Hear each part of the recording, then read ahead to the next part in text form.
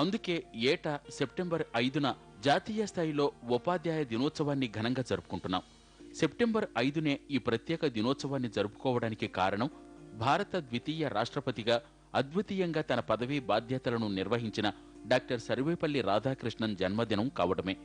1962 నుండి 1967 వరకు దేశాధ్యక్షుడిగా పనిచేసిన రాధాకృష్ణన్ ప్రారంభంలో ఉపాధ్యాయుడు. స్వయంగా ఉపాధ్యాయుడైన ఆయన విద్య మీద అపార నమ్మకం గలవాడు. విద్యాధికులు మాత్రమే దేశ సౌభాగ్యానికి చొక్కానులని ఆయన విశ్వసించేవారు. మామూలుగా తల్లిదండ్రుల తర్వాత మనకి గురువే ముఖ్యుడు.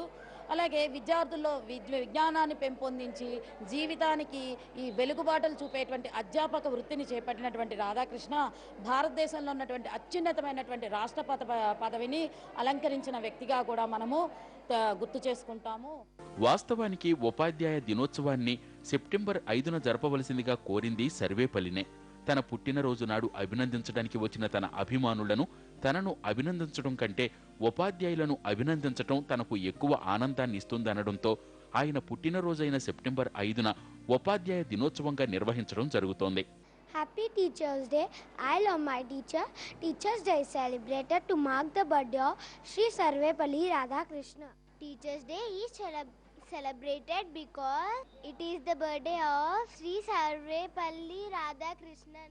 డాక్టర్ సర్వేపల్లి రాధాకృష్ణన్ను స్మరిస్తూ టీచర్స్ డే నాడు తమకు విద్యాబుద్ధులు నేర్పిన టీచర్లను ఎంతో గొప్పగా సన్మానించుకుంటున్నారు విద్యార్థులు. తమ ఉపాధ్యాయులను గౌరవించుకోవటం తమకెంతో సంతోషాన్నిస్తుందంటున్నారు విద్యార్థులు.